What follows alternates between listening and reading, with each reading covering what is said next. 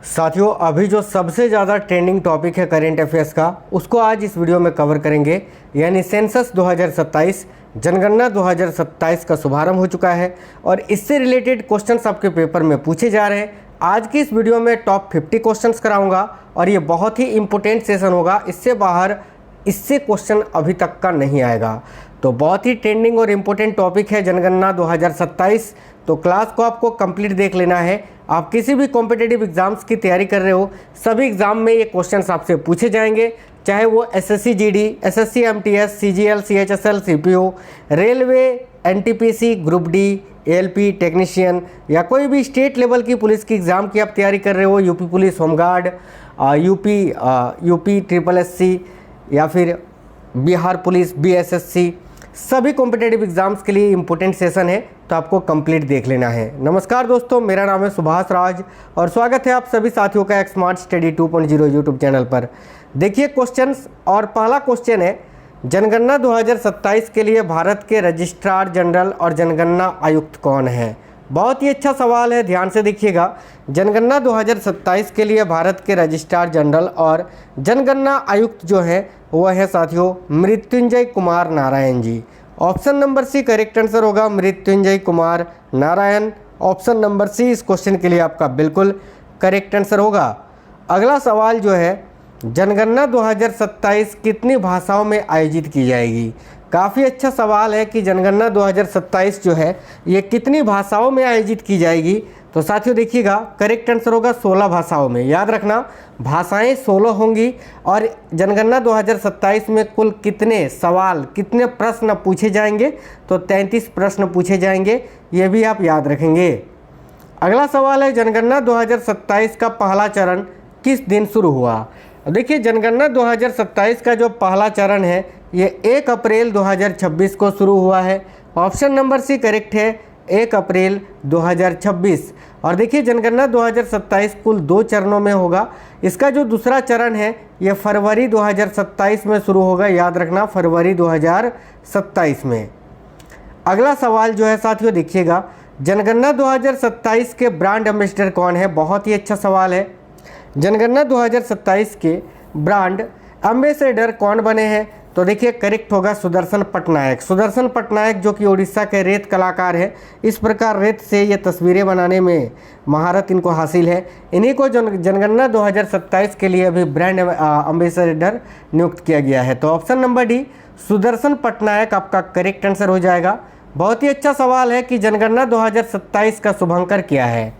तो भाई देखिएगा, जनगणना 2027 का जो शुभंकर है वह है प्रगति और विकास। देखिए प्रगति महिलाओं के लिए, ठीक है, और ये जो विकास है ये पुरुष के लिए।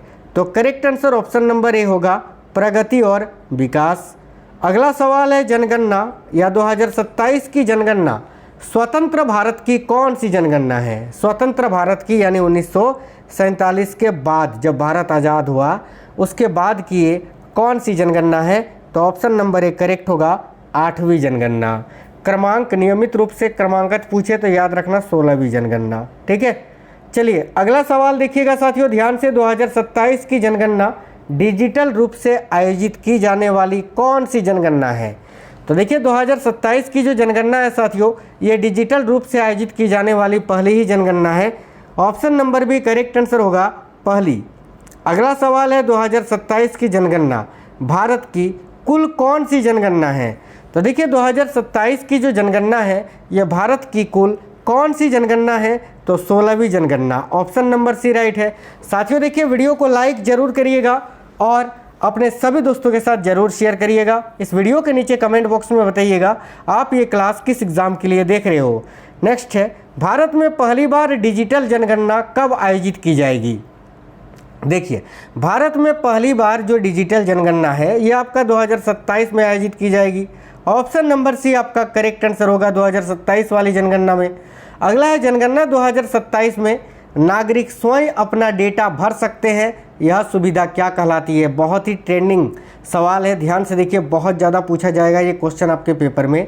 तो जनगणना 2027 में नागरिक स्वयं अपना डेटा भर सकते हैं, यह सुविधा क्या कहलाती है। तो करेक्ट आएगा ऑप्शन नंबर बी, याद रखना। देखिए सेल्फ एनुमेरेशन, ऑप्शन नंबर बी इस क्वेश्चन का करेक्ट आंसर हो जाएगा। अगला सवाल जो है, जनगणना 2027 का पहला चरण किससे संबंधित है? अभी मैंने बताया जनगणना 2027 का पहला चरण आपका 1 अप्रैल 2026 को शुरू हो चुका है, जो कि किससे संबंधित है? तो मकान सूचीकरण से, याद रखना, मकान सूचीकरण अथवा मकान गणना से। ऑप्शन नंबर बी इस क्वेश्चन का करेक्ट आंसर होगा। अगला सवाल है, भारत में अगली जनगणना यानी सेंसस 2027 किस अधिनियम के तहत कराई जा रही है? तो देखिए, भारत में जो जनगणना है साथियों, वो सेंसस एक्ट 1948 के अंतर्गत ही कराई जाती है। तो ऑप्शन नंबर बी इस क्वेश्चन का करेक्ट आंसर होगा, सेंसस एक्ट 1948। अगला सवाल देखिए, जनगणना 2027 को संचालित करने वाली संस्था कौन सी है? बहुत ही अच्छा सवाल है। जनगणना 2027 को संचालित करने वाली जो संस्था है वो कौन सी है? तो option number B registrar general of India. Option number B correct answer होगा, रजिस्ट्रार जनरल ऑफ इंडिया। चलिए आगे देखिए, अगला क्वेश्चन जो है आपका, ध्यान से देखिए, भारत में पहली बार डिजिटल यानी मोबाइल ऐप आधारित जनगणना किस वर्ष प्रस्तावित है? तो यही 2027 वाली। Option number C. जनगणना 2027 में डेटा संग्रह के लिए किस तकनीक का उपयोग किया जाएगा? बहुत ही अच्छा सवाल है। तो जनगणना 2027 के लिए 27 में जो है डेटा संग्रह के लिए किस तकनीक का?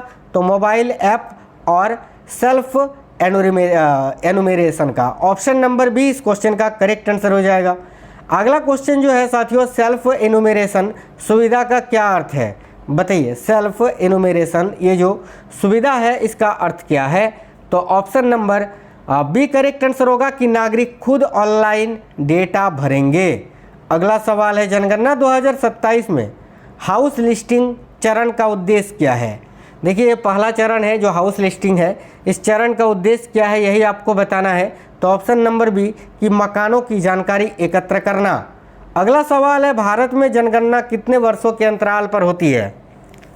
भाई ध्यान से देखिएगा, भारत में जो जनगणना है ये प्रत्येक 10 वर्ष के अंतराल पर होती है, नियमित जनगणना। ठीक है।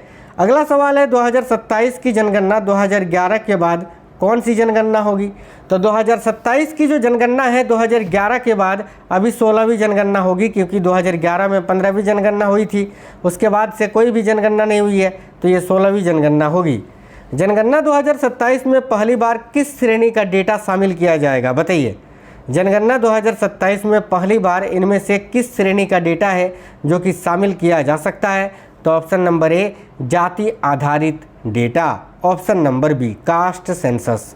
अगला, जनगणना 2027 को पहले किस कारण से टाला गया था? अब देखिए, मैंने अभी आपको बताया कि ये जनगणना प्रत्येक 10 वर्ष के अंतराल पर होती है, यानी जनगणना 2011 में हुई थी 15वीं, तो 16वीं जनगणना आपका 2021 को होना था, लेकिन नहीं हुआ। इसका कारण क्या था, क्यों टाला गया था? तो कोविड-19 महामारी के कारण। देखिए, option number C correct answer होगा, कोविड-19 महामारी के कारण।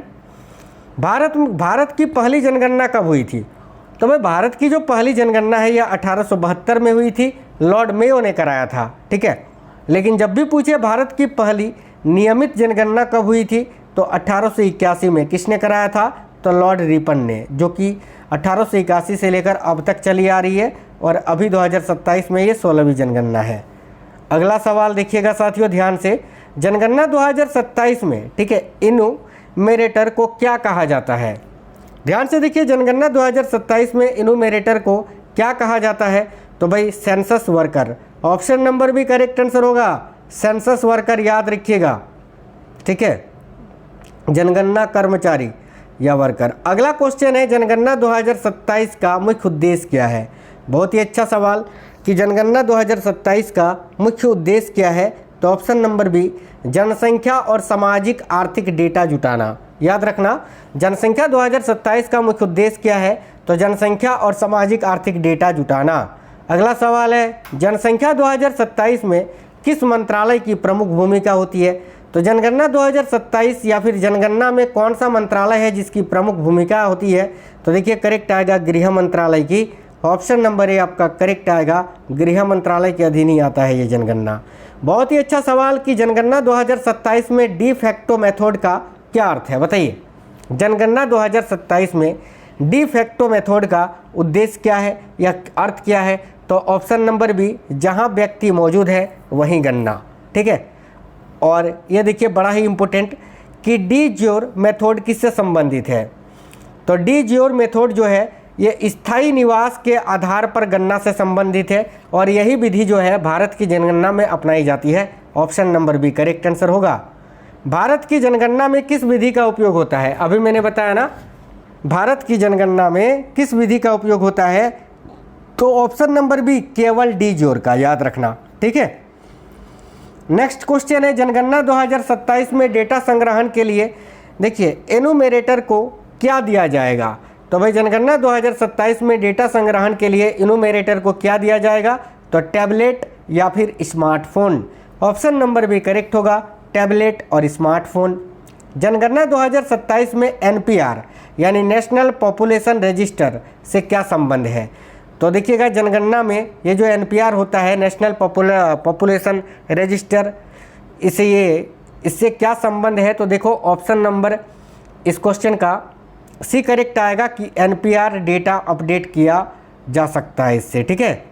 अगला क्वेश्चन है जनगणना 2027 में रेफरेंस डेट का क्या अर्थ होता है। जनगणना 2027 में रेफरेंस डेट का अर्थ क्या है, तो option number B data record करने की निश्चित तारीख। जनगणना 2027 में, ठीक है, हाउस लिस्टिंग फेज के बाद कौन सा चरण आता है। तो जनगणना 2027 में अभी पहला फेज तो हाउस लिस्टिंग का है, उसके बाद दूसरा फेज किसका आएगा, तो पॉपुलेशन एनुमेरेशन का। ऑप्शन नंबर बी इस क्वेश्चन का करेक्ट आंसर होगा।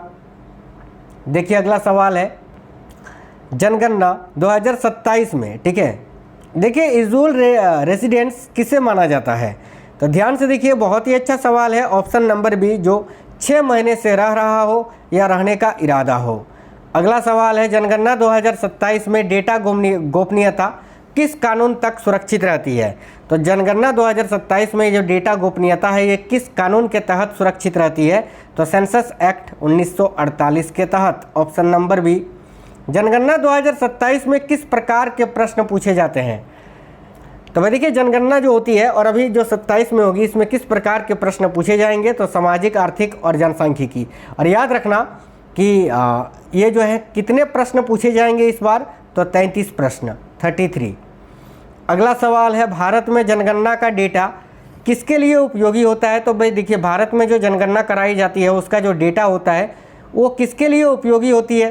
तो ऑप्शन नंबर सी नीति निर्माण और योजनाओं के लिए। Option number C correct answer होगा। अगला जनगणना 2027 में पहली बार किस तकनीक के उपयोग पर जोर दिया गया है। देखिए जनगणना 2027 में पहली बार किस तकनीक के उपयोग पर जोर दिया गया है, तो option number C digital data collection पर।